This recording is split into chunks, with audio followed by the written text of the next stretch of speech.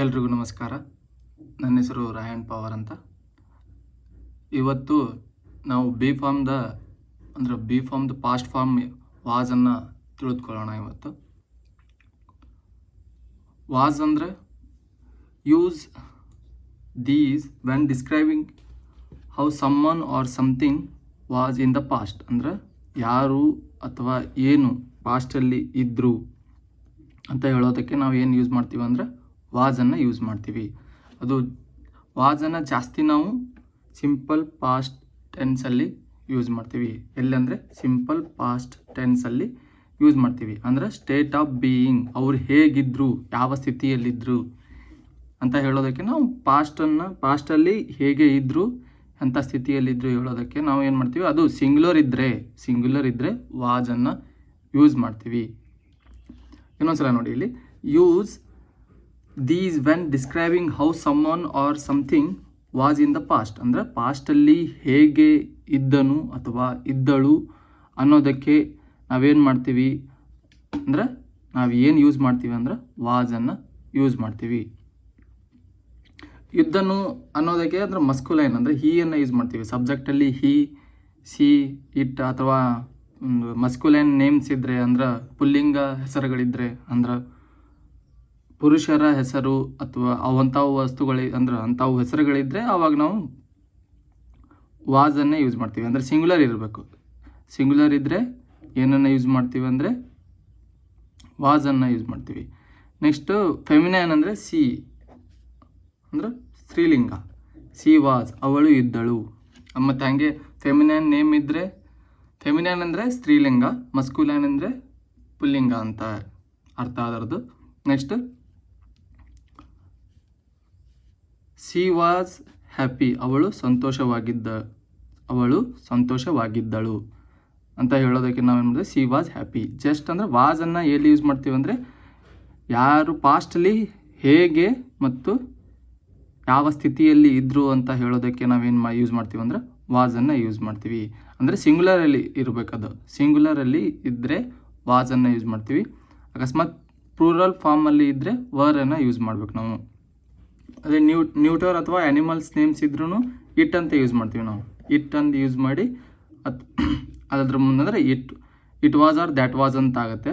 Almost ಅಲ್ಲಿ ಜಾಸ್ತಿ use ಮಾಡ್ತೀವಿ ಇಟ್ ವಾಸ್ ಅಂತ ಯೂಸ್ ಮಾಡ್ತೀವಿ. ದ್ಯಾಟ್ ವಾಸ್ ಅಂದರೆ ಅದು ವಸ್ತುನ ಯೂಸ್ ಮಾಡ್ತೀವಿ ನಾವು. ವಸ್ತು ಅಲ್ಲಿತ್ತು ಅಂತ ಹೇಳೋದಕ್ಕೆ ನಾವೇನು ಯೂಸ್ ಮಾಡ್ತೀವಿ ದ್ಯಾಟ್ ವಾಸ್ ಅಂತ ಯೂಸ್ ಮಾಡ್ತೀವಿ. ನೆಕ್ಸ್ಟ್ ಅಂದರೆ ಇಟ್ ವಾಸ್ ಅಂದರೆ ಅದು ಇತ್ತು. ಅಂದರೆ ಇಟ್ ವಾಸ್ ಕೋಲ್ಡ್ ಅಂದರೆ ಅದು ಚಳಿಯಾಗಿತ್ತು ಅಥವಾ ಅದು ತಂಪಾಗಿತ್ತು ಅಂತ ಹೇಳೋದಕ್ಕೆ ಏನು ಹೇಳಬೇಕಂದ್ರೆ ನಾವು it was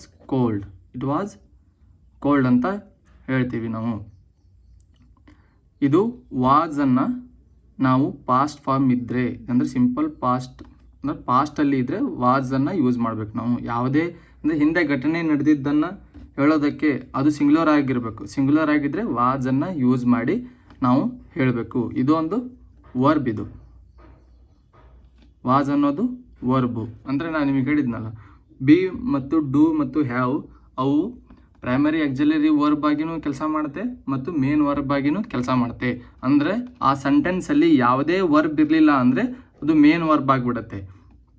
primary auxiliary ವರ್ಬೇ main verb ಆಗಿ ಕೆಲಸ ಮಾಡುತ್ತೆ. Same C was, he was, it was, ಇವೆಲ್ಲ ವಾಸ್ ಅನ್ನೋದು ವರ್ಬ್ದು ಫಾರ್ಮ್ಸ್. ಇವು ಅಂದರೆ ವರ್ಬ್ ಅಂದ ಇವು ಪಾಸ್ಟ್ ಫಾರ್ಮ್ ಆಫ್ ವರ್ಬ್. ಇದು ಯಾವ್ದ್ರದ್ದು ಪಾಸ್ಟ್ ಫಾರ್ಮ್ ಅಂದರೆ ಬಿದು ಪಾಸ್ಟ್ ಫಾರ್ಮ್ ಯಾವುದಂದರೆ ವಾಸು. ಇದು ಸಿಂಗ್ಯುಲರ್ ಇದ್ದರೆ ವಾಸ್ ಯೂಸ್ ಮಾಡ್ತೀವಿ. ವರ್ನ ಎಲ್ಲಿ ಯೂಸ್ ಮಾಡ್ತೀವಿ ಅಂದರೆ ಪ್ಲೂರಲ್ ಫಾರ್ಮಲ್ಲಿ ಇದ್ದರೆ ವರನ್ನು ಯೂಸ್ ಮಾಡಬೇಕು. ಇವು ನಾವು ಜಸ್ಟ್ ವಾಸನ್ನು ನೋಡ್ತಾ ಇದ್ದೀವಿ. ವಾಸ್ ಮುಗಿದಾದ್ಮೇಲೆ ವರನ್ನು ನೋಡೋಣ ಮುಂದೆ ನೆಕ್ಸ್ಟ್ ನೋಡೋಣ ಅದರದ್ದು ಎಕ್ಸಾಂಪಲ್ ಯಾವುದಂತ. ಇಲ್ಲಿ ನೋಡಿ, ಇಲ್ಲಿ ಪಾಸ್ಟ್ ಕಂಟಿನ್ಯೂಯಸ್ ಅಂದರೆ ಆ್ಯಕ್ಷನ್ ಇನ್ ಪ್ರೋಗ್ರೆಸ್ ಇದ್ದರೆ ಅಂದರೆ ಯಾವುದೇ ಕಾರ್ಯ ಪ್ರೋಗ್ರೆಸ್ಸಲ್ಲಿದ್ದರೆ ಅಂದರೆ ಕಾರ್ಯ ನಡೀತಾ ಇದ್ದರೆ ಅಂದರೆ ಪಾಸ್ಟಲ್ಲಿ ನಾವು ಕಾರ್ಯ ಹೇಗೆ ಅಂದರೆ ಪಾಸ್ಟಲ್ಲಿ ಕಾರ್ಯ ನಡೀತಾ ಇದ್ದರೆ ಅದನ್ನು ಹೇಗೆ ಹೇಳಬೇಕು ಅಂತ ಅಂದರೆ ಅದನ್ನು ಏನು ಹೇಗೆ ಹೇಳ್ಬೇಕಂದ್ರೆ ಹಿ ವಾಸ್ ಈಟಿಂಗ್, ಅವನು ಊಟ ಮಾಡುತ್ತಿದ್ದ. ಅಂದರೆ ಪಾಸ್ಟಲ್ಲಿ ಊಟ ಮಾಡ್ತಿದ್ನಲ್ಲ, ಅವ್ನ ಕಾರ್ಯ ಅಲ್ಲಿ ನಡೀತಾ ಇರ್ತೈತಲ್ಲ, ಅಂಥದ್ರಲ್ಲಿ ಏನು ಯೂಸ್ ಮಾಡಬೇಕಂದ್ರೆ ವರ್ಬ್ ಅಂದರೆ Vaju verb plus ING form ಅನ್ನು ಯೂಸ್ ಮಾಡ್ತೀವಿ.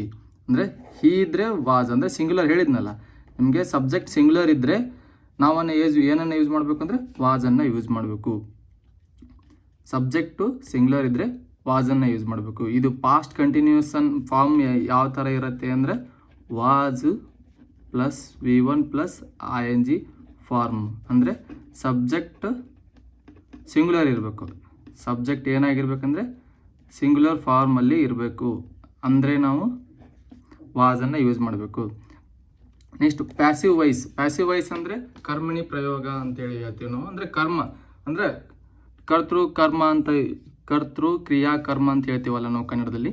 ಅಂದರೆ ನಾವು ವರ್ಕ್ ಅಂದರೆ ನಾವು ಜಾಸ್ತಿ ಒತ್ತು ಕೊಡೋದು ಎದ್ರ ಮೇಲೆ ಅಂದರೆ ಕರ್ಮದ ಮೇಲೆ ಒತ್ತು ಕೊಡ್ತೀವಿ. ಆವಾಗ ನಾವು ಕೆಲಸನ ಮುಗಿದಿರ್ತೈತಿ, ಆ ಟೈಮಲ್ಲಿ ನಾವು ಏನು ಮಾಡ್ತೀವಿ ಅಂದರೆ V3ನ ಯೂಸ್ ಮಾಡ್ತೀವಿ. ಅಂದರೆ ಪರ್ಫೆಕ್ಟಾಗಿ ಮುಗಿದಿರುತ್ತೆ ಅಂಥ ಕೆಲಸ, ಆ ಟೈಮಲ್ಲಿ ಏನು ಯೂಸ್ ಮಾಡ್ತೀವಿ ಅಂದರೆ ನಾವು V3ನ ಯೂಸ್ ಮಾಡ್ತೀವಿ. ಅದು ಪ್ಯಾಸಿವ್ ವಾಯ್ಸಲ್ಲಿ ಹೇಳ್ಬೇಕಂದ್ರೂ ಅದು ಸಿಂಗ್ಯುಲರ್, ಅಂದರೆ ವರ್ಕ್ ಅನ್ನೋದು ಸಿಂಗ್ಯುಲರ್ ಇದ್ದರೆ ಅಂದರೆ ಕರ್ಮ ಅದು ಕರ್ತು ಕರ್ಮ ಕ್ರಿಯಾ ಅಂತ ಹೇಳ್ತೀವಲ್ಲ, ಅದರಲ್ಲಿ ಕರ್ಮ ಸಿಂಗ್ಯುಲರ್ ಇದ್ದರೆ ವಾಜನ್ನು ಯೂಸ್ ಮಾಡ್ತೀವಿ. ಅದೇ ಕರ್ಮ ಪ್ಲೂರಲ್ ಫಾರ್ಮ್ ಇದ್ದರೆ ಅಂದರೆ ಬಹುವಚನದಲ್ಲಿ ಇದ್ದರೆ ಅಂದರೆ ನಾವೇನು ಯೂಸ್ ಮಾಡಬೇಕಂದ್ರೆ ವರನ್ನು ಯೂಸ್ ಮಾಡಬೇಕು. ಅಲ್ಲಿ ವರ್ ಯೂಸ್ ಮಾಡಿ V3 ಯೂಸ್ ಮಾಡಬೇಕು. ಸೇಮ್ ಇದು ಪ್ಯಾಸಿವ್ ವಾಯ್ಸ್ ಇದ್ದರೆ ಅಂದರೆ ಸಮಥಿಂಗ್ ವಾಸ್ ಡನ್, ಅಂದರೆ ಪಾಸ್ಟಲ್ಲಿ ಏನಾದರೂ ಒಂದು ಕಾರ್ಯ ಮುಗಿದಿತ್ತು ಅಂದರೆ ನಾವು ಏನಂತ ಹೇಳಬೇಕಂದ್ರೆ ಅಂದ್ರೆ ಮುಗಿದಿರ್ಬೇಕದು, ಅಂದರೆ ಕೆಲಸ ಮುಗಿಯಿತು ಅಂದರೆ ದ ವರ್ಕ್ ವಾಸ್ ಫಿನಿಶ್ಡ್.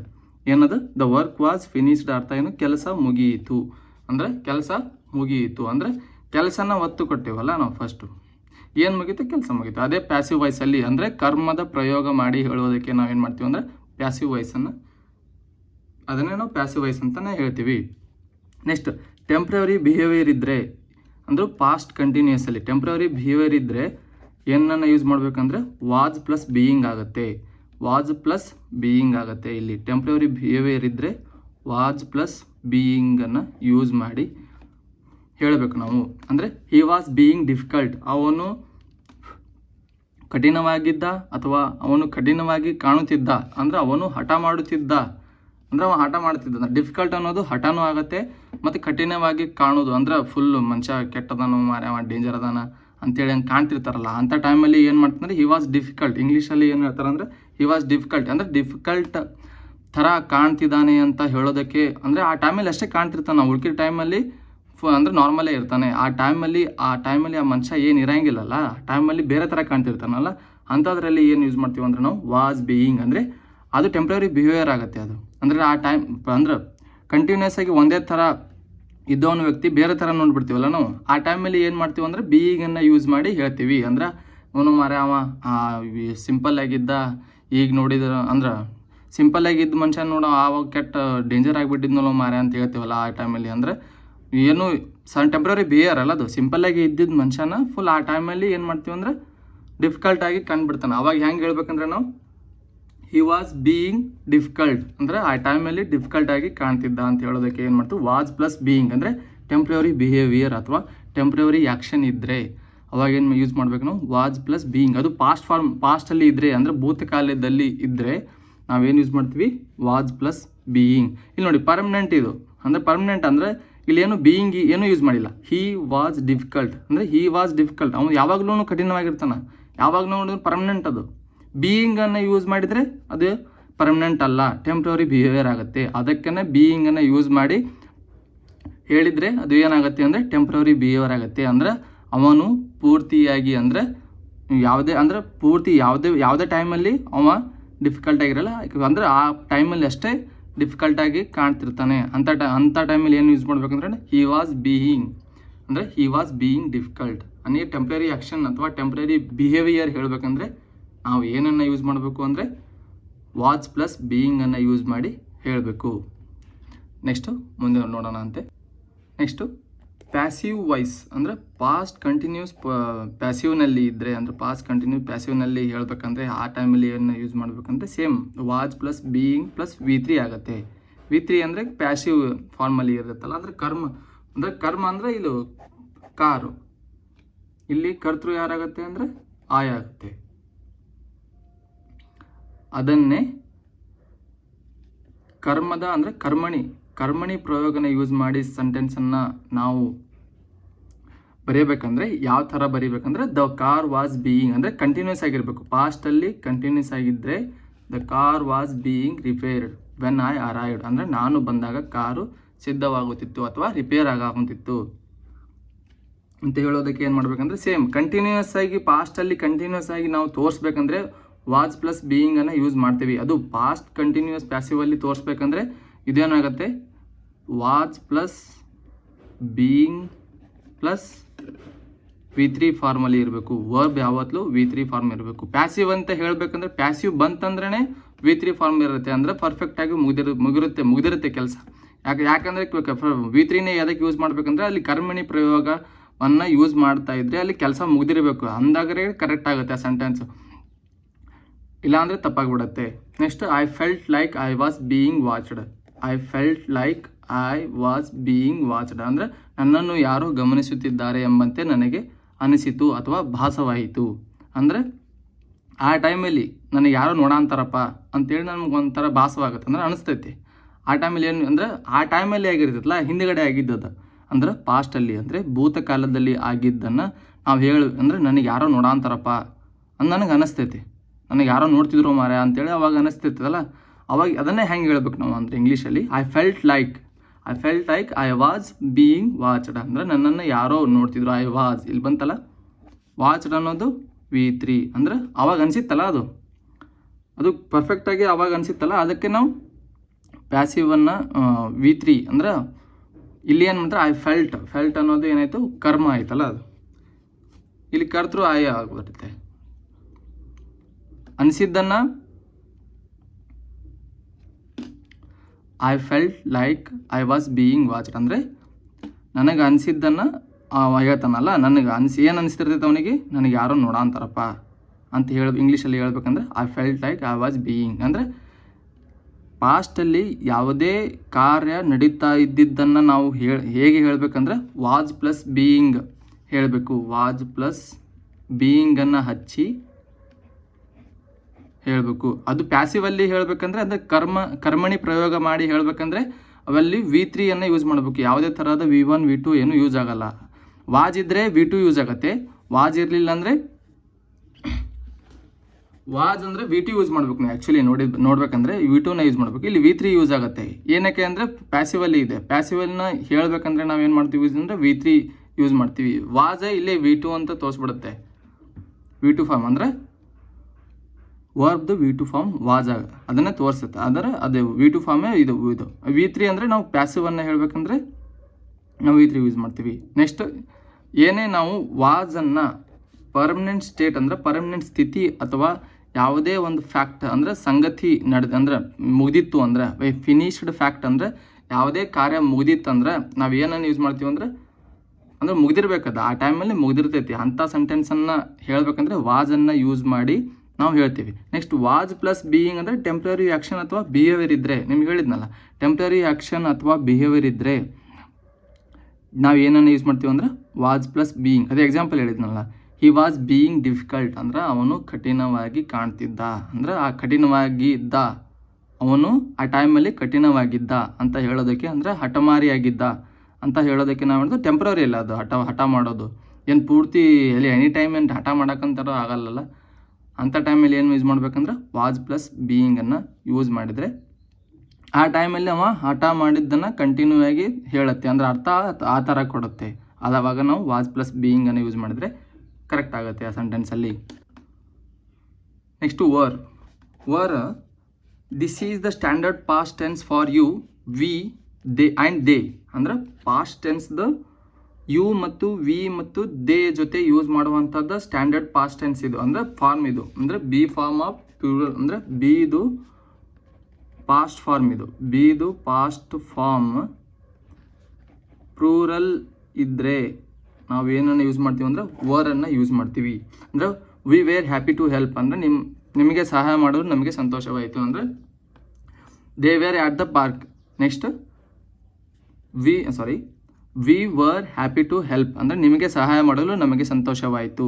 ಅಂದರೆ ವಿ ಅನ್ನೋದು ಸಬ್ಜೆಕ್ಟ್ ಐತಲ್ಲ, ಸಬ್ಜೆಕ್ಟ್ ಯಾವ ಫಾರ್ಮಲ್ಲಿದೆ, ಪ್ಲೂರಲ್ ಫಾರ್ಮಲ್ಲಿ ಇದೆ. ಅಲ್ಲಿ ಏನು ಪ್ಲೂರಲ್ ಫಾರ್ಮಲ್ಲಿ ಇದ್ದರೆ ಅಂದರೆ ಸಬ್ಜೆಕ್ಟು ಪ್ಲೂರಲ್ ಇದ್ದರೆ ನಾವೇನೇನು ಯೂಸ್ ಮಾಡ್ತೀವಿ ಅಂದರೆ ವರನ್ನು ಯೂಸ್ ಮಾಡ್ತೀವಿ.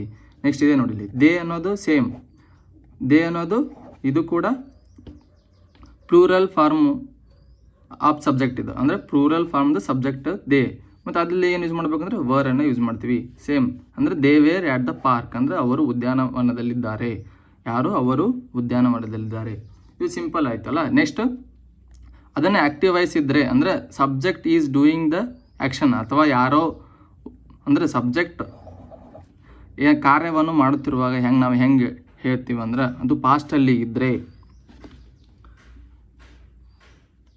ಸಬ್ಜೆಕ್ಟು ಏನು ಅಂದರೆ subject is doing the action ಮಾಡೋ ಅಂದರೆ ಆ್ಯಕ್ಟಿವ್ ವಾಯ್ಸ್ ಅಂದರೆ ಸಬ್ಜೆಕ್ಟ್ ಏನಾದರೂ ಕಾರ್ಯ ಮಾಡ್ತಿದ್ರೆ ಅವಾಗ ನಾವು ಹೆಂಗೆ ಹೇಳ್ತೀವಿ, ಪಾಸ್ಟಲ್ಲಿ ಕಾರ್ಯ ಮಾಡ್ತಿದ್ರೆ ಅಂದರೆ we were eating dinner when you called, ಅಂದರೆ ನೀನು ಕರೆದಾಗ ನಾವು ಏನು ಮಾಡ್ತಿದ್ವಿ, ಡಿನ್ನರನ್ನು ಮಾಡ್ತಾಯಿದ್ವಿ ಅಂದರೆ ರಾತ್ರಿಯ ಊಟವನ್ನು ಮಾಡ್ತಾಯಿದ್ವಿ. ಯಾರು? ನಾವು ರಾತ್ರಿಯ ಊಟವನ್ನು ಮಾಡ್ತಾಯಿದ್ವಿ. ನೀನು ಅಂದರೆ ವೆನ್ ಯು ಕಾಲ್ಡ್, ಅದು ವೆನ್ ಯು ಕಾಲ್ಡ್ ನೀನು ಕರೆದಾಗ ನಾವು ರಾತ್ರಿಯ ಊಟ ಮಾಡ್ತಿದ್ವಿ. Next the kids were playing in the garden ಅಂದರೆ ದ ಕಿಡ್ಸ್ ಅನ್ನೋದು ದ ಕಿಡ್ಸ್ ಆಯ್ತಲ್ಲ, ಬರೀ ಕಿಡ್ ಇಲ್ಲ, ಇಲ್ಲಿ ಕಿಡ್ಸ್ ಇದೆಯಲ್ಲ, ಅದಕ್ಕೆ ಇದು ಏನಾಗುತ್ತೆ ಅಂದರೆ ಪ್ಲೂರಲ್ ಫಾರ್ಮ್ ಆಗುತ್ತೆ. ಅಲ್ಲಿ ಏನು ಯೂಸ್ ಮಾಡ್ತೀವಿ ನಾವು, ವರನ್ನು ಯೂಸ್ ಮಾಡ್ತೀವಿ. ಪ್ಲೇಯಿಂಗ್ ಅಂದರೆ ಪಾಸ್ಟಲ್ಲಿ ಸೆಂಟೆನ್ಸು ಪಾಸ್ಟಲ್ಲಿ ಇದ್ದು ಅಲ್ಲಿ ಕಂಟಿನ್ಯೂಸ್ ಆಗಿದ್ದರೆ ಏನನ್ನು ಯೂಸ್ ಮಾಡ್ತೀವಿ, ಯಾವ ಥರ ಸೆಂಟೆನ್ಸ್ ಫಾರ್ಮ್ನ ಯೂಸ್ ಮಾಡ್ತೀವಿ ಅಂದರೆ ಇಲ್ಲಿ ಸಬ್ಜೆಕ್ಟು ಪ್ಲಸ್ಸು ವರ್ಬು, ಸಬ್ಜೆಕ್ಟ್ ಯಾವ ಫಾರ್ಮಲ್ಲಿ ಇರಬೇಕಂದ್ರೆ ಪ್ಲೂರಲ್ ಫಾರ್ಮ್ ಇರಬೇಕು, ಪ್ಲಸ್ ಇದು verb plus ING plus object, ಈ ಫಾರ್ಮಲ್ಲಿ ಇರುತ್ತೆ. ಅಂದರೆ ಪ್ಲೂರಲ್ ಫಾರ್ಮ್ ಇದ್ದರೆ. ಅದೇ ಸಿಂಗ್ಯುಲರ್ ಫಾರ್ಮ್ ಇದ್ದರೆ ಸಬ್ಜೆಕ್ಟ್ ಏನಾಗ್ಬಿಡುತ್ತೆ, ಸಿಂಗ್ಯುಲರ್ ಆಗಿಬಿಡುತ್ತೆ. ಅಲ್ಲಿ ನಾವು ವಾಜದ್ರ ಬದಲಿಗೆ ಇದು ವರ್ಡ್ ಬದಲಿಗೆ ಏನು ಯೂಸ್ ಮಾಡ್ತೀವಿ ಅಂದ್ರೆ ವಾಜನ್ನು ಯೂಸ್ ಮಾಡ್ತೀವಿ. ನೆಕ್ಸ್ಟ್ ಮುಂದೆ ಎಕ್ಸಾಂಪಲ್ ನೋಡೋಣಂತೆ. ಪ್ಯಾಸಿವ್ ವಾಯ್ಸ್ ಇಲ್ಲಿ ಇದ್ದರೆ ಅಂದರೆ action is happening to the subject, ಅಂದರೆ ಸಬ್ಜೆಕ್ಟ್ ಕೆಲಸ ಮಾಡ್ತಾ ಇದ್ದರೆ ಅದು ಎಲ್ಲಿ ಪ್ಯಾಸಿವ್ ವಾಯ್ಸನ್ನು ಯಾವ ಥರ ಹೇಳಬೇಕು ಅಂದರೆ ಕರ್ಮಣಿ ಪ್ರಯೋಗ ಮಾಡಿ ಯಾವ ಥರ ನಾವು ಸೆಂಟೆನ್ಸನ್ನು ಹೇಳಬೇಕಂದ್ರೆ ಅದು ವರ್ ಯೂಸ್ ಮಾಡಿ. ಅಂದರೆ ವರ್ ಎದಕ್ಕೆ ಯೂಸ್ ಮಾಡ್ತೀವಿ ಅಂದರೆ ಪ್ಲೂರಲ್ ಫಾರ್ಮಲ್ಲಿ ಯೂಸ್ ಮಾಡಿದರೆ, ಅಂದರೆ ಪ್ಲೂರಲ್ ಫಾರ್ಮ್ ಇದ್ದರೆ ನಾವು ಸಬ್ಜೆಕ್ಟ್ ಪ್ಲೂರಲ್ ಫಾರ್ಮ್ ಇದ್ದರೆ ಏನಾಗುತ್ತೆ, ವರನ್ನು ಯೂಸ್ ಮಾಡ್ತೀವಿ. ಅಂದರೆ ನಾವು ಪ್ಯಾಸಿವ್ ವಾಯ್ಸಲ್ಲಿ ಏನಾಗುತ್ತೆ, ಸಬ್ಜೆಕ್ಟ್ ಇದ್ದು ಆಬ್ಜೆಕ್ಟ್ ಆಗುತ್ತೆ, ಆಬ್ಜೆಕ್ಟ್ ಇದ್ದು ಸಬ್ಜೆಕ್ಟ್ ಅಂದರೆ ಉಲ್ಟಾ ಆಗುತ್ತೆ, ತಿರ್ಗಾ ಮುರ್ಗ. ಅಂದರೆ ಈ ಕಡೆ ಇದ್ದಿದ್ದು ಈ ಕಡೆ ಸಬ್ಜೆಕ್ಟ್ ಪ್ಲೇಸಲ್ಲಿ ಆಬ್ಜೆಕ್ಟ್ ಬಂದುಬಿಡುತ್ತೆ, ಆಬ್ಜೆಕ್ಟ್ ಪ್ಲೇಸಲ್ಲಿ ಸಬ್ಜೆಕ್ಟ್ ಹೋಗ್ಬಿಡುತ್ತೆ.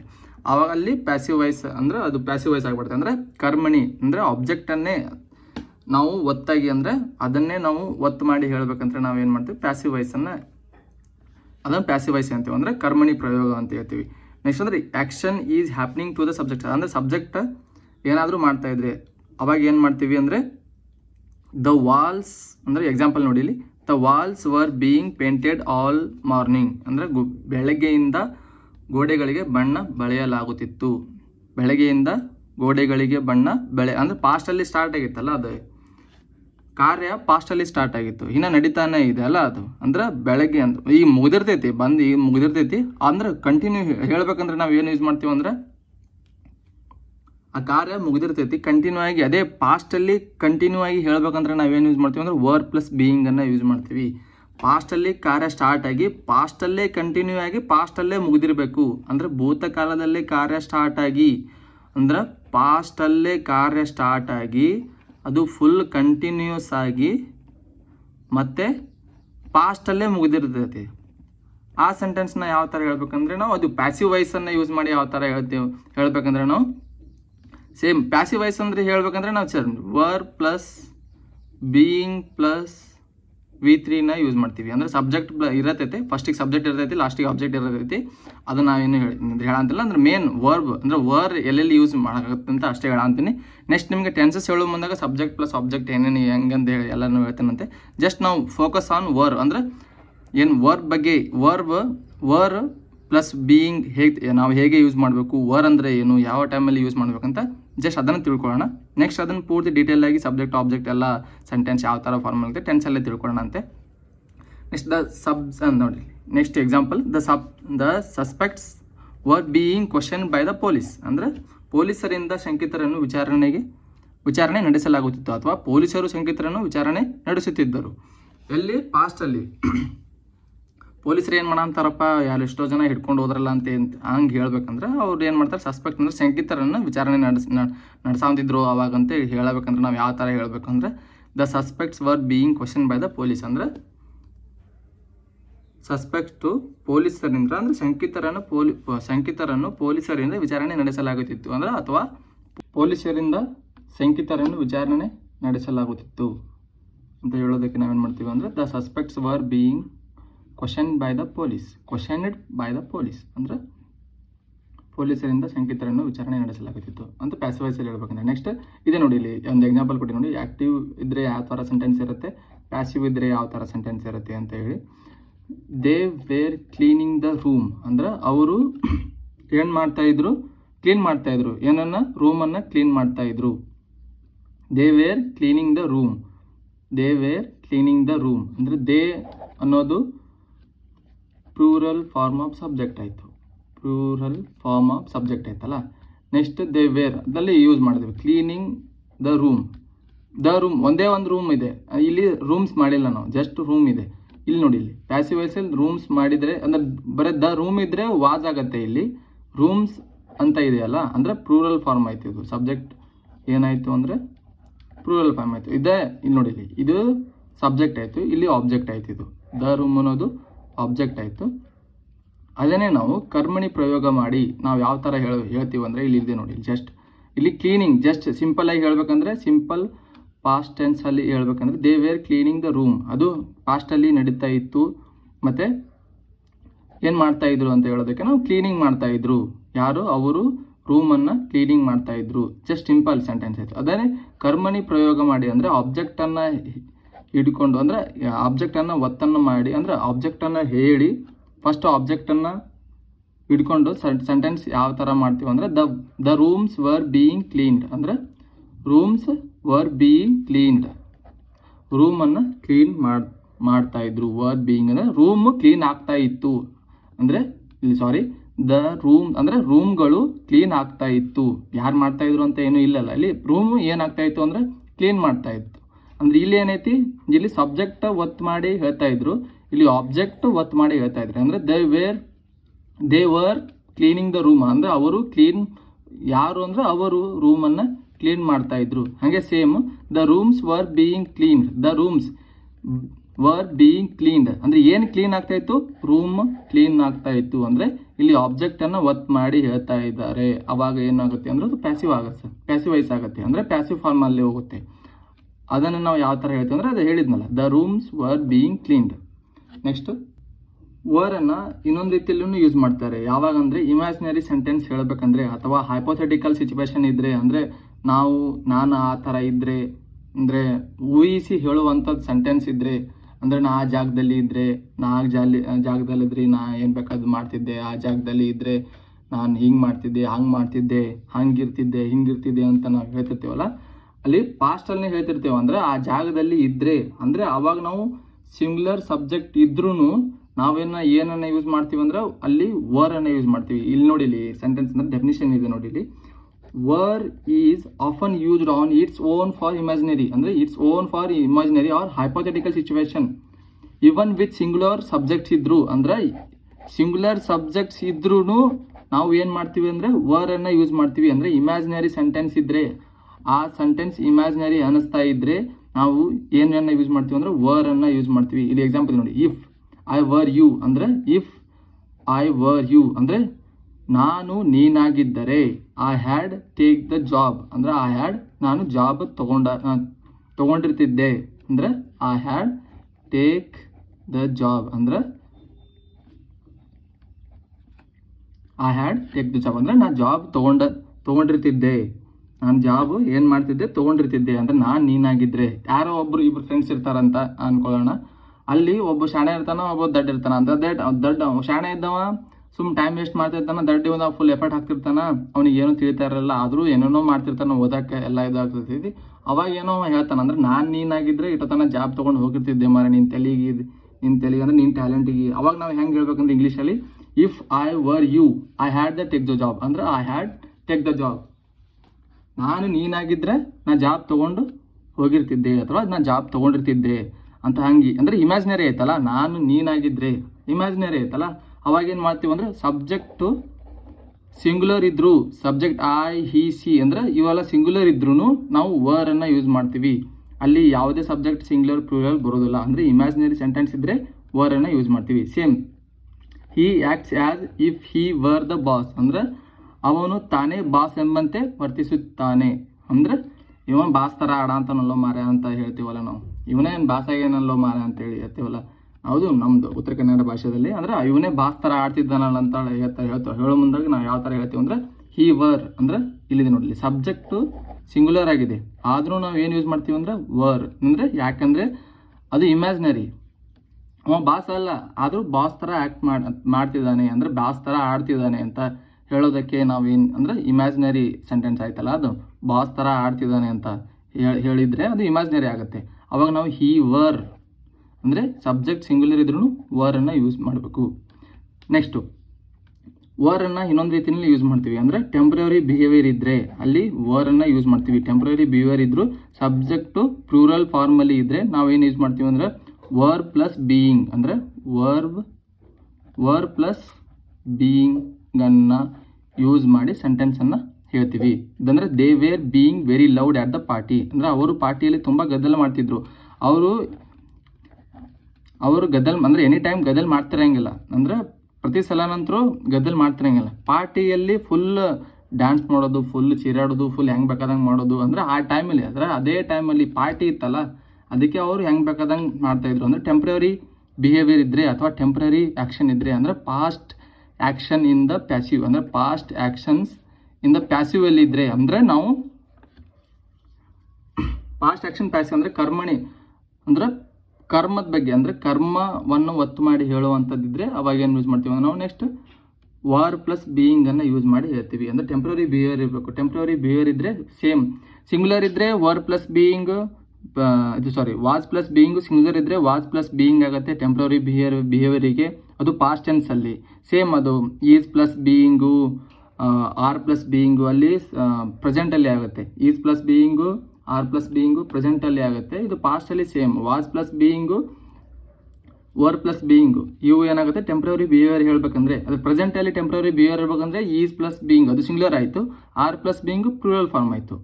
ನೆಕ್ಸ್ಟ್ ಪಾಸ್ಟಲ್ಲಿ ಹೇಳಬೇಕಂದ್ರೆ ಇಲ್ಲಿ ನೋಡಿ, ಇಲ್ಲಿ ಈಸ್ ಪ್ಲಸ್ ಬೀಯಿಂಗನ್ನು ನಾವು ಯಾವ ಥರ ಹೇಳ್ತೀವಿ ಅಂದರೆ ಇದು ಟೆಂಪ್ರರಿ ಬಿಹೇವಿಯರ್. ಇದು ಈಸ್ ಪ್ಲಸ್ ಬೀಯಿಂಗ್ ಇದು ಪ್ರೆಸೆಂಟಲ್ಲಿ ಹೇಳ್ಬೇಕಂದ್ರೆ ಪ್ರೆಸೆಂಟ್ ಅದು singular. Same are plus being present plural form ಇದ್ದರೆ, ಸೇಮ್ ವಾಸ್ ಪ್ಲಸ್ ಬೀಯಿಂಗು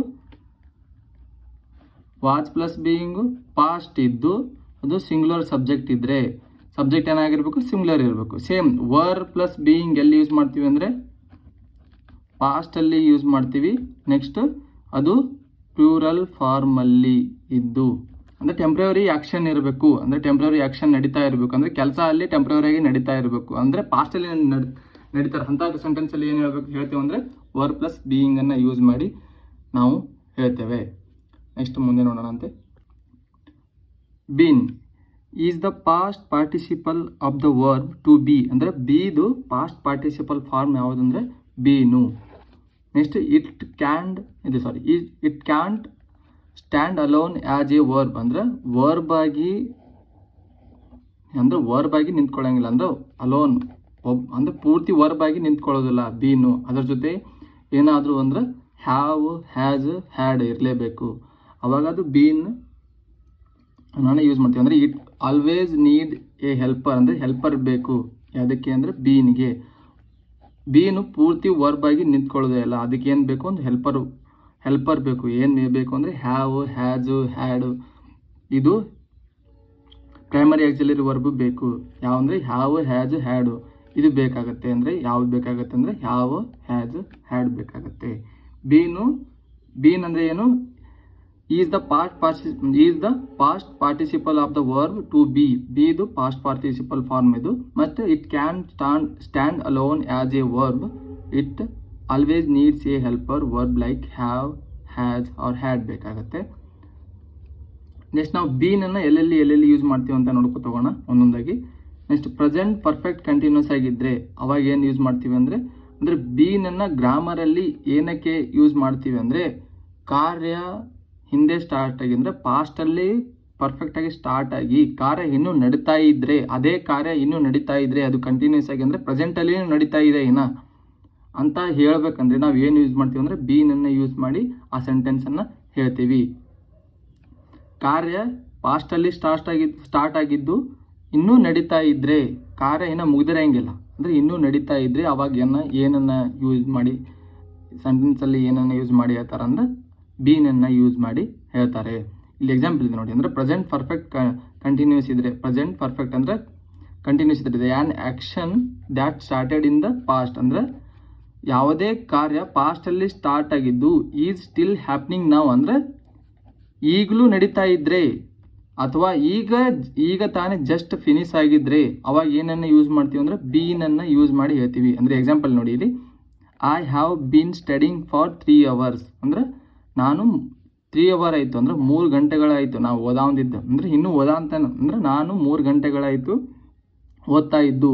ಅಂದರೆ I have been studying for 3 hours 3 ಗಂಟೆಗಳಿಂದ ನಾನು ಓದ್ತಾ ಇದ್ದೇನೆ. ಅಂದರೆ ಇನ್ನು ಓದಾಂತನವ ಇನ್ನು ಮುಗ್ದಿಲ್ಲದ ಕಾರ್ಯ ಫುಲ್ ನಡೀತಾ ಇದೆ, ಅವಾಗಿನ ಯೂಸ್ ಮಾಡಿ ಹೇಳ್ತೀವಿ ಅಂದರೆ bean.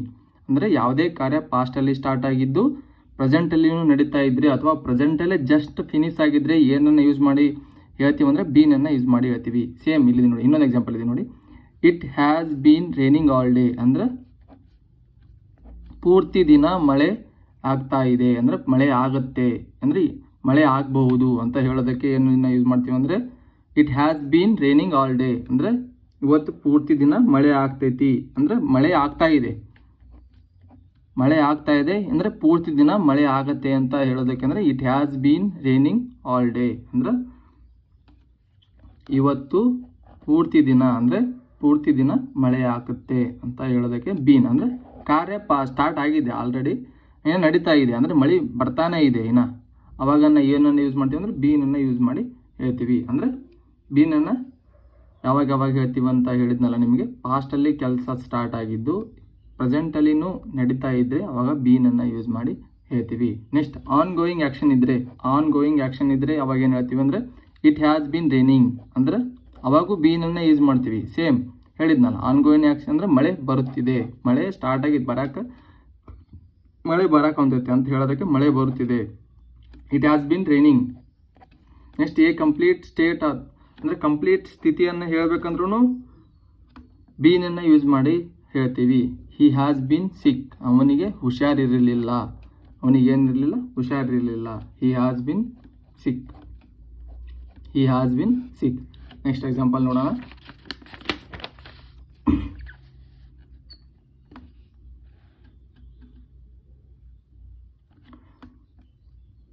Past perfect continuous. An action that was happening in the past before another event happened. ಅಂದರೆ ಯಾವುದೇ ಒಂದು ಕಾರ್ಯ ಮುಗಿದ ನಂತರ ಇನ್ನೊಂದು ಕಾರ್ಯ ಸ್ಟಾರ್ಟ್ ಆದರೆ ಅವಾಗೂ ಏನು ಯೂಸ್ ಮಾಡ್ತೀವಿ ಅಂದರೆ ನಾವು ಬೀನನ್ನು ಯೂಸ್ ಮಾಡಿ ಹೇಳ್ತೀವಿ. ಒಂದು ಕಾರ್ಯ ಅಂದರೆ ಪಾಸ್ಟಲ್ಲಿ ಒಂದು ಕಾರ್ಯ ಮುಗಿದಿದ್ದು ಅಂದರೆ ಆ ಇವೆಂಟ್ ಯಾವುದೇ ಕಾರ್ಯ ನೋಡಿಲಿ ಈ ಸೆಂಟೆನ್ಸಲ್ಲಿ ಇದೆ.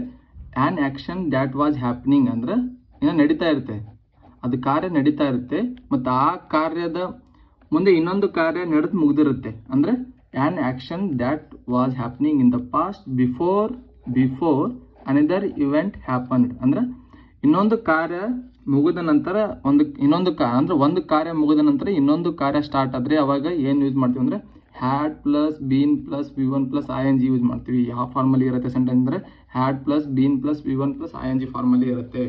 ಎಕ್ಸಾಂಪಲ್ ಇದೆ ನೋಡಿ ಇಲ್ಲಿ. She had been working these for years. ಅಂದರೆ she had been working there for years before she got promoted. ಅಂದರೆ ಪ್ರಮೋಟ್ ಆಗೋದಕ್ಕಿಂತ ಮುಂಚೆಗೆ ಇಲ್ಲಿ ವರ್ಷಗಳ ಕಾಲ ಕೆಲಸ ಮಾಡ್ತಾ ಇದ್ಲು ಅಂತ ಹೇಳೋದಕ್ಕೆ ನಾವು ಹೆಂಗೆ ಹೇಳೋದು ಇಂಗ್ಲೀಷಲ್ಲಿ ಹೇಳ್ತೇವೆ ಅಂದರೆ she had been working there, ಅಂದ್ರೆ ಅಲ್ಲಿ ವರ್ಕ್ ಮಾಡ್ತಾ ಇದ್ಲು. ಯಾವಾಗ ವರ್ಕ್ ಮಾಡ್ತಾ ಇದ್ಲು ಅಂದರೆ ಪ್ರಮೋಟ್ ಆಗೋಕ್ಕಿಂತ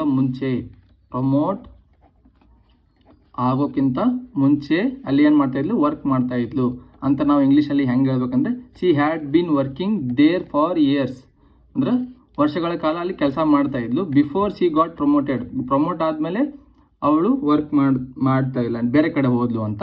ಸೇಮ್ ಅದನ್ನೇ ಯಾವ ಥರ ಹೇಳ್ತೀವಿ ಅಂದರೆ ಅಲ್ಲಿ ಏನು ಯೂಸ್ ಮಾಡ್ತೀವಿ, ಸೇಮ್ ಅಲ್ಲಿ ಆ ಥರ ಹೇಳ್ಬೇಕಂದ್ರೆ had plus been plus V1 plus ING, ಅಂದರೆ had been verb plus ING form ಇದ್ದಿದ್ದು ಅಂದ್ರೆ ಆ ಥರ ಸೆಂಟೆನ್ಸ್ ಫಾರ್ಮ್ ಮಾಡಿ ನಾವು ಹೇಳಬೇಕು. Same they had been playing cricket for an hour, ಅಂದ್ರೆ ಅವರು 1 ಗಂಟೆಗಳ ಕಾಲ ಆಡ್ತಾ ಇದ್ರು. ಬಿಫೋರ್ ಇಟ್ ಸ್ಟಾರ್ಟೆಡ್ ಸ್ಟೋಮ್, ಅಂದ್ರೆ ಮಳೆ ಆಗೋಕ್ಕಿಂತ ಮುಂಚೆ 1 ತಾಸು ಆಡ್ತಾ ಇದ್ರು, ಅಂದ್ರೆ ಏನು ಆಡ್ತಾ ಇದ್ರು, ಕ್ರಿಕೆಟ್ ಆಡ್ತಾ ಇದ್ರು. 1 ಗಂಟೆ, ತಾಸು ಅಂದ್ರೆ ನಾವು ಉತ್ತರ ಕನ್ನಡದ ಹೇಳ್ತಾನೆ. They had been playing for an hour before it started, ಅಂದ್ರೆ ಮಳೆ ಆಗೋಕ್ಕಿಂತ ಮುಂಚೆ 1 ತಾಸು ಅಂದ್ರೆ 1 ಗಂಟೆ ಏನು ಮಾಡ್ತಾ ಇದ್ರು, ಕ್ರಿಕೆಟ್ ಆಡ್ತಾ ಇದ್ರು. ಯಾವ ಥರ ಅಂದರೆ ಸೆಂಟೆನ್ಸನ್ನು ಇದೆ ಇಲ್ಲಿ ನೋಡಿ. They had been plus V1 plus ING, had been verb plus INGನ ಯೂಸ್ ಮಾಡಿ ನಾವು ಹೇಳ್ತೀವಿ. ಅಂದರೆ ಏನಂದ್ರೆ ಪಾಸ್ಟ್ ಪರ್ಫೆಕ್ಟ್ ಕಂಟಿನ್ಯೂಸ್ ಇದ್ದರೆ. ಸೇಮ್ ಫ್ಯೂಚರ್ ಪರ್ಫೆಕ್ಟ್ ಕಂಟಿನ್ಯೂಸ್ ಇದ್ದರೆ an action that will continue up until a specific point in the future, ಅಂದರೆ ಫ್ಯೂಚರಲ್ಲಿ ಒಂದು ಸ್ಪೆಸಿಫಿಕ್ ಪಾಯಿಂಟ್ ಮಟ್ಟ ಆ ವರ್ಕು ಮುಗಿಬೇಕು, ಅಲ್ಲಿ ತನಕ ಇದ್ದರೆ ಆ ಸೆಂಟೆನ್ಸ್ನ ಯಾವ ಥರ ಹೇಳ್ತೀವಿ ಅಂದರೆ ಇಲ್ಲಿದೆ ನೋಡಿ example. By next month we will have been living here for A year, ಅಂದ್ರೆ 1 ತಿಂಗಳು, ಅಂದ್ರೆ ನೆಕ್ಸ್ಟ್ ಮಂತಿಗೆ ನಾವು ಇಲ್ಲಿದ್ದು 1 ವರ್ಷ ಆಗತ್ತೆ. ಆ ರೀತಿ ಅಂದರೆ ಇಂಗ್ಲೀಷಲ್ಲಿ ಯಾವ ಥರ ಹೇಳ್ತೀವಿ ಅಂದರೆ ಈಗ ನಾವು ಕನ್ನಡದಲ್ಲಿ ಈಸಿಯಾಗಿ ಹೇಳ್ಬಿಡ್ಬೋದು. 1 ತಿಂಗಳಾದ್ರೆ ನಾವು ಇಲ್ಲಿ ಧಾರವಾಡಗೆ ಬಂದು ಅಥವಾ ಬೆಂಗಳೂರಿಗೆ ಬಂದು 1 ವರ್ಷ ಆಗುತ್ತೆ ಅಂತ. ಅದನ್ನು ನಾವು ಇಂಗ್ಲೀಷಲ್ಲಿ ಹೆಂಗೆ ಹೇಳ್ತೀವಿ ಅಂದರೆ by next month we will have, ಅಂದರೆ ನಾವು we will have been living here for A year, ಅಂದರೆ 1 ವರ್ಷ ಆಗುತ್ತೆ. ನಾವು ಇಲ್ಲಿ ನೆಕ್ಸ್ಟ್ ಒಂದು ತಿಂಗಳಾದರೆ 1 ವರ್ಷ ಆಗುತ್ತೆ ಇಲ್ಲಿ ಬಂದು ಅಂದರೆ ಜೀವಿಸ್ತಾ ಇದ್ದು, ವಾಸಿಸ್ತಾ ಇದ್ದು ಅಂತ ಹೇಳೋದಕ್ಕೆ ನಾವು ಆ ಥರ ಹೇಳ್ತೀವಿ ಅಂದರೆ ಈ ಥರ ಹೇಳ್ತೀವಿ. ಅಂದರೆ ಪರ್ಫೆಕ್ಟ್ ಪಾಯಿಂಟ್ ಅಂದರೆ 1 ತಿಂಗಳಾದಮೇಲೆ, ಅಂದರೆ ಸ್ಪೆಸಿಫಿಕ್ ಪಾಯಿಂಟ್ ಐತಲ್ಲ, ಅದು ಸ್ಪೆಸಿಫಿಕ್ ಪಾಯಿಂಟ್ ಅನ್ನೋದು ನೆಕ್ಸ್ಟ್ ಮಂತ್ ಅನ್ನೋದು, ಅಂದರೆ ಒಂದಿಷ್ಟು ಟೈಮಿಗೆ ಸೀಮಿತ ಇದೆಯಲ್ಲ, ಅದಕ್ಕೆ ಅಂದರೆ ಒಂದು ಬಾರ್ಡರ್ ಇದೆ. ಆ ಬಾರ್ಡರ್ ಇದ್ದರೆ ನಾವು ಏನು ಮಾಡ್ತೀವಿ ಅಂದರೆ ಹ್ಯಾವ್ ಪ್ಲಸ್ ಬೀನ್ ಯೂಸ್ ಮಾಡಿ ಸೆಂಟೆನ್ಸನ್ನು ಹೇಳ್ತೀವಿ. ಅಂದರೆ will have plus been plus V1 plus ING ಫಾರ್ಮನ್ನು ಯೂಸ್ ಮಾಡಿ ಹೇಳ್ತೀವಿ. ನೆಕ್ಸ್ಟು ಮುಂದೆ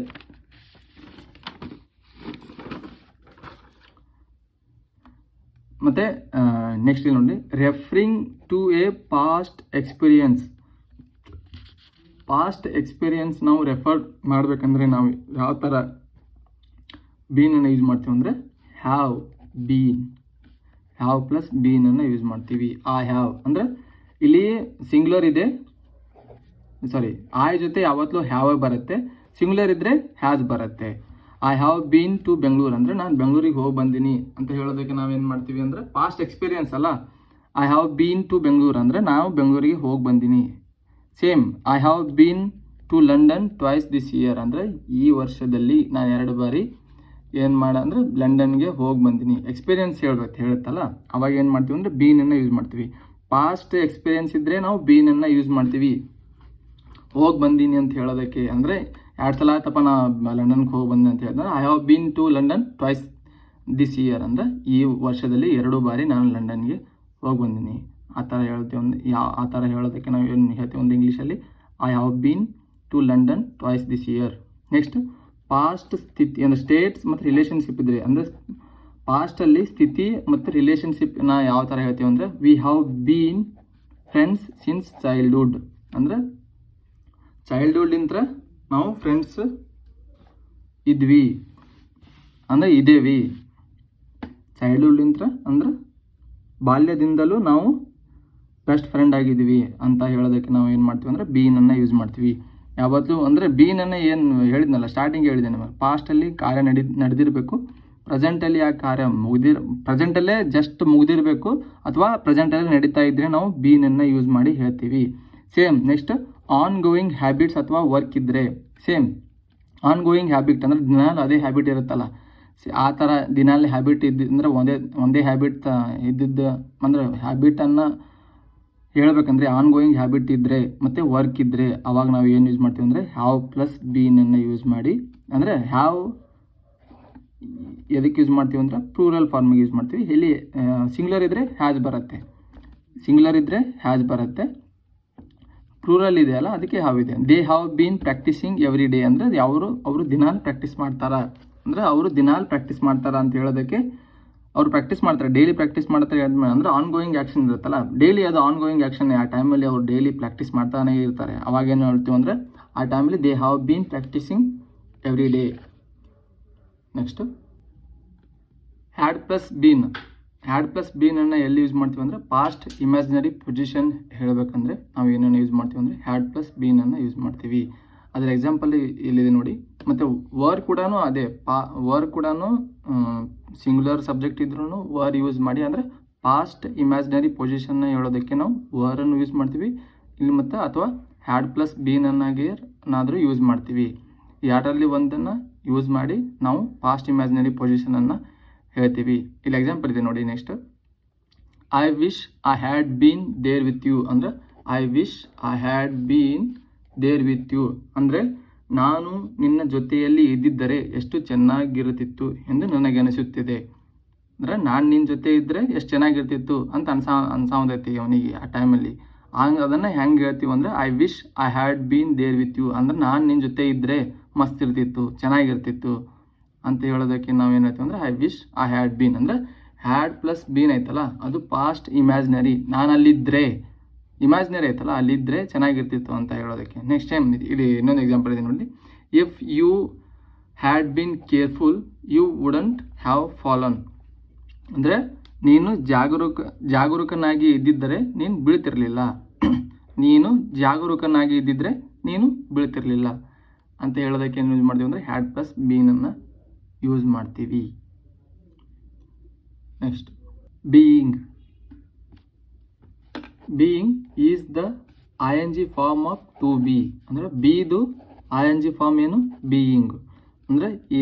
next used with am, is, are, was, were to show how someone is acting right now rather than how they are all the time ಅಂದರೆ all the time ಅವ್ರು ಹೇಗಿದ್ರು ಅದನ್ನು ಬಿಟ್ಟು ಪ್ರೆಸೆಂಟಲ್ಲಿ ಯಾವ ಥರ ಇದ್ದಾರೆ ಅಂತ ಹೇಳೋದಕ್ಕೆ ನಾವು ಏನನ್ನು ಯೂಸ್ ಮಾಡಿ ಹೇಳ್ತೀವಿ ಅಂದರೆ ಬೀಯಿಂಗನ್ನು ಯೂಸ್ ಮಾಡ್ತೀವಿ. ಅಂದರೆ ಪ್ರೆಸೆಂಟಲ್ಲಿ ಏನರ ಅವು ಹುಚ್ಚನ್ ಥರ ಆಡ್ತಿದ್ದಾನೋ ಏನು ಬೇರೆ ಥರ ಆ್ಯಕ್ಟ್ ಮಾಡ್ತಿರ್ತಾನಲ್ಲ ಅದು ಅವ ಇರೋಂಗಿಲ್ಲ. ಅಂದರೆ ಯಾವ ಪೂರ್ತಿ ಟೈಮಲ್ಲಿ ಅವ ಯಾವ ಥರ ಇರ್ತಾನಲ್ಲ ಅದನ್ನು ಬಿಟ್ಟು ಬೇರೆ ಥರ ಇರ್ತಾನಲ್ಲ ಆ ಟೈಮಲ್ಲಿ ಬೀಯಿಂಗನ್ನು ಯೂಸ್ ಮಾಡಿ ನಾವು ಸೆಂಟೆನ್ಸ್ ಇಂಗ್ಲೀಷಲ್ಲಿ ಅದನ್ನು ಬೀಯಿಂಗನ್ನು ಎಲ್ಲಿ ಯೂಸ್ ಮಾಡ್ತೀವಿ ಅಂದರೆ ಆ ಟೈಮಲ್ಲಿ ಬೀಯಿಂಗನ್ನು ಯೂಸ್ ಮಾಡ್ತೀವಿ. ಇಲ್ಲಿ ಎಕ್ಸಾಂಪಲ್ ಇದೆ ನೋಡಿ. ಯು ಆರ್ ಬೀಯಿಂಗ್ ಹೆಲ್ಪ್ಫುಲ್ ಅಂದರೆ ಈ ಟೈಮಲ್ಲಿ ಅಷ್ಟೇ ಹೆಲ್ಪ್ಫುಲ್ ಆಗೋವಂತ ನಾವು ಅಂದ್ರೆ ಅವ್ನ ಗುಣ ತೋರ್ಸೋವಂತ ನಾ ಹೆಲ್ಪ್ ಆಗಂತೀನಿ ಅವನಿಗೆ ಅಂತೇಳಿ ಅಂದ್ರೆ ಹೆಲ್ಪ್ ಮಾಡಂತೀನಿ ಅಂತ ಹೇಳಿ ಆದ್ರೆ ಗುಣ ತೋರಿಸೋದಷ್ಟೇ ಅಂದ್ರೆ ಆ ಟೈಮಲ್ಲಿ ಅಷ್ಟೇ ಆ ತನ್ನ ಕ್ಯಾರೆಕ್ಟರ್ನ ತೋರಿಸೋದು ಆ ಟೈಮಲ್ಲಿ ಅಷ್ಟೇ. ಅಂದ್ರೆ ಅವ ಆ ಥರ ಇರೋಂಗಿಲ್ಲ, ಅವ ಹೆಲ್ಪ್ಫುಲ್ ಇರೋಂಗಿಲ್ಲ, ಅಂದ್ರೆ ಸಹಾಯ ಮಾಡ್ತಿರಂಗಿಲ್ಲ, ತೋರಿಸೋದು ನಾ ಸಹಾಯ ಮಾಡಂತೀನಂತಿ ಅಂತ ಹೇಳೋದಕ್ಕೆ ತೋರಿಕೆ ರೀತಿ ಅಂತಾರಲ್ಲ ಟೆಂಪ್ರರಿ ಆ್ಯಕ್ಷನ್. ಇನ್ನೊಂದು ಬೀಯಿಂಗನ್ನು ಜಾಸ್ತಿ ಎಲ್ಲಿ ಯೂಸ್ ಮಾಡ್ತಾರೆ ಅಂದರೆ ಟೆಂಪ್ರರಿ ಆ್ಯಕ್ಷನ್ ಇದ್ದಿದ್ದ ಸೆಂಟೆನ್ಸಲ್ಲಿದ್ದರೆ ಟೆಂಪ್ರರಿ ಆ್ಯಕ್ಷನ್ಸ್ ಅಥವಾ ಟೆಂಪ್ರರಿ ಬಿಹೇವಿಯರ್ ಇದ್ದರೆ ನಾವು ಏನನ್ನು ಯೂಸ್ ಮಾಡ್ತೀವಿ ಅಂದರೆ ಬೀಯಿಂಗನ್ನು ಯೂಸ್ ಮಾಡಿ ಹೇಳ್ತೀವಿ. ನೆಕ್ಸ್ಟ್ ಈಸ್ ದ ಹೇಳಿದ್ನಲ್ಲ ನಿಮಗೆ ಸೆಂಟೆನ್ಸು ಎಲ್ಲೆಲ್ಲಿ ಯೂಸ್ ಮಾಡ್ತೀವಿ ಅಂದರೆ ಯಾಮ್ ಜೊತೆನೂ ಯೂಸ್ ಮಾಡ್ತೀವಿ, ಈಸ್ ಜೊತೆನೂ ಯೂಸ್ ಮಾಡ್ತೀವಿ, ಆರು, ವಾಜು, ವರು. ಇದು ಯಾಮ್ ಅನ್ನೋದು ಆಯ್ ಜೊತೆ ಆಯಿತು. ಇಲ್ಲಿ ಸಿಂಗ್ಯುಲರ್ ಪ್ರೆಸೆಂಟ್ ಸಿಂಗ್ಯುಲರ್ ಆಯಿತು, ಪ್ರೆಸೆಂಟ್ ಪ್ಲೂರಲ್ ಫಾರ್ಮ್ ಆಯಿತು, ಪಾಸ್ಟ್ ಸಿಂಗ್ಯುಲರ್ ಆಯಿತು, ಪಾಸ್ಟ್ ಪ್ಲೂರಲ್ ಫಾರ್ಮ್ ಆಯಿತು. ಹೇಳಿದ್ನಲ್ಲ ನಿಮಗೆ ಹಿಂದೆ ಹೇಳಿದ್ನಲ್ಲ ಇವು ಸೇಮ್ ಪ್ರೆಸೆಂಟು ಸಿಂಗ್ಯುಲರ್ ಇದ್ದು ಸಬ್ಜೆಕ್ಟ್ ಸಿಂಗ್ಯುಲರ್ ಇದ್ದು ಅವಾಗ ಈಸ್ ಪ್ಲಸ್ ಬೀಯಿಂಗು. ಇಲ್ಲಿ ಪ್ರೆಸೆಂಟು ಪ್ಲೂರಲ್ ಫಾರ್ಮ್ ಸಬ್ಜೆಕ್ಟ್ ಇದ್ದರೆ are plus being. Same past singular subject singular ಇದ್ದರೆ was plus being.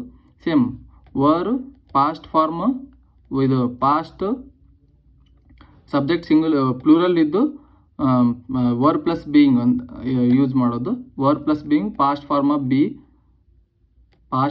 B were plus being ಅಂದರೆ ಪಾಸ್ಟ್ ಫಾರ್ಮ್ದ ಕೆಲಸ ಅಂದರೆ ಟೆಂಪ್ರರಿ ಆ್ಯಕ್ಷನನ್ನು ಹೇಳಬೇಕಾದ್ರೆ were plus being, was plus being, are plus being, is plus being, am plus being, I am being ಅಂತ ಹೇಳ್ತೀವಲ್ಲ. ಅಂದ್ರೆ ತನ್ನ ಬಗ್ಗೆನೇ ಹೇಳ್ಬೇಕಂದ್ರೆ ಆ್ಯಮನ್ನು ಯೂಸ್ ಮಾಡ್ತೇವೆ.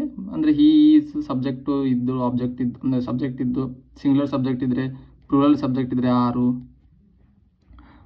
ಸಿಂಗ್ಯುಲರ್ ಸಬ್ಜೆಕ್ಟ್ ಇದ್ದು ಪಾಸ್ಟಲ್ಲಿ ಇದ್ದರೆ, ಪ್ಲೂರಲ್ ಸಬ್ಜೆಕ್ಟ್ ಇದ್ದು ಪ್ಲೂರಲ್ ಫಾರ್ಮ್ ಇದ್ದರೆ ವರನ್ನು ಯೂಸ್ ಮಾಡ್ತೀವಿ, ವರ್ ಪ್ಲಸ್ ಬೀಯಿಂಗ್. ಸೇಮ್ ಇಲ್ಲಿ ನೋಡಿ ಹೀ ಈಸ್ ಇಲ್ಲಿ ನೋಡಿ ಎಕ್ಸಾಂಪಲ್ ಇದೆ ನೋಡಿ, ಇಲ್ಲಿ ಯು ಆರ್ ಬೀಯಿಂಗ್ ಹೆಲ್ಪ್ಫುಲ್ ಅಂದರೆ ಹೆಲ್ಪ್ಫುಲ್ ಆಗೋ ಥರ ಆ್ಯಕ್ಟ್ ಮಾಡ್ತಾ ಇದ್ದೀನಿ ಅಂತ ಹೇಳೋದಕ್ಕೆ ನಾವೇನು ಹೇಳ್ತೀವಿ ಅಂದರೆ ಯು ಆರ್ ಬೀಯಿಂಗ್ ಹೆಲ್ಪ್ಫುಲ್ ಅಂದರೆ ಟೆಂಪ್ರರಿ ಬಿಹೇವಿಯರ್ ಇದು, ಟೆಂಪ್ರರಿ ಆ್ಯಕ್ಷನ್ ಅಷ್ಟೇ. Next time he is just being silly ಅಂದರೆ ಸಿಲ್ಲಿ ಮೂರ್ಖನಾಗಕ್ಕೆ ಟ್ರೈ ಮಾಡ ಅಂತ ನಾವು ಅಂದರೆ ಮೂರ್ಖನಂದ್ರೆ ಹುಚ್ಚನ ಥರ ಆಡೋಕ್ಕೆ ಟ್ರೈ ಮಾಡೋಣ ಅಂದ್ರೆ ಹುಚ್ಚನ ಥರ ಮಾಡ್ತಿದ್ದಾನೆ, ಸಿಲ್ಲಿ ಕಾರ್ಯ ಮಾಡೋದು.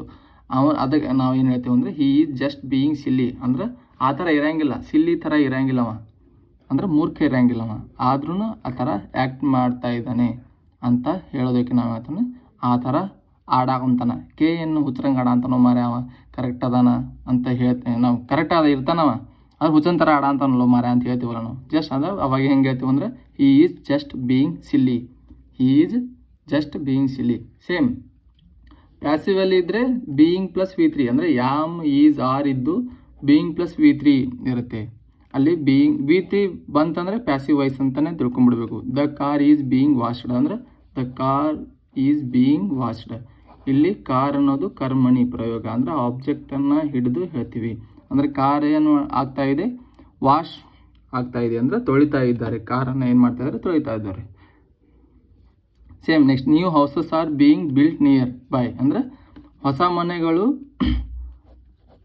ಬಿಲ್ಡ್ ಅಂದರೆ ನಿರ್ಮಾಣವಾಗುತ್ತಿವೆ, ಅಲ್ಲಿ ಹತ್ತಿರದಲ್ಲಿ ನಿರ್ಮಾಣವಾಗುತ್ತಿವೆ. New houses are being built nearby ಅಂದರೆ ಹತ್ತಿರದಲ್ಲಿ ಹೊಸ ಮನೆಗಳು ನಿರ್ಮಾಣವಾಗುತ್ತಿವೆ. ಆರ್ ಬೀಯಿಂಗ್ ಅಂದರೆ ಆದ್ಮೇಲೆ ಮುಗಿದ್ಬಿಡ್ತೈತಲ್ಲ, ಈಗ ನಡೆಯುವಂಥದ್ದು ಕೆಲಸ, ಅದು ಟೆಂಪ್ರರಿ ಬಿಹೇವಿಯರ್. ನೆಕ್ಸ್ಟು ಬೀಯಿಂಗನ್ನು ಆ್ಯಸ್ ಎ ಜೆರಂಡ್ ಆಗಿನೂ ಯೂಸ್ ಮಾಡ್ಬೋದು, ಅಂದರೆ ಒಂದು ನೌನ್ ಫಾರ್ಮ್ ಆಗಿನೂ ಯೂಸ್ ಮಾಡ್ಬೋದು ಬೀಯಿಂಗನ್ನು. ಅಂದರೆ being can act as the subject or object of the sentence ಅಂದರೆ ಬೀಯಿಂಗು ಒಂದು ಸಬ್ಜೆಕ್ಟ್ ಅಥವಾ ಆಬ್ಜೆಕ್ಟ್ ಆಗಿನೂ ಕಾರ್ಯ ನಡೆಸ್ತೈತಿ. Same often referring to existence or a state of living ಅಂದರೆ ಅದು ಅಸ್ತಿತ್ವದಲ್ಲಿರೋ ಥರ ಆ್ಯಕ್ಟ್ ಮಾಡುತ್ತೆ ಅಂದರೆ ಕಾರ್ಯ ಮಾಡುತ್ತೆ. ಅಂದರೆ ಇಲ್ಲಿ ನೋಡಿ ಆ ಹೇಟ್ ಬೀಯಿಂಗ್ ಲೇಟ್ ಅಂದರೆ ನಾನು ಲೇಟ್ ಆಗೋದಕ್ಕೆ ಹೇಟ್ ಮಾಡ್ತೀನಿ ಅಂದರೆ ಸೇಮ್ ಎ ಹ್ಯೂಮನ್ ಬೀಯಿಂಗ್ ಅಂದರೆ ಮಾನವ ಜೀವಿ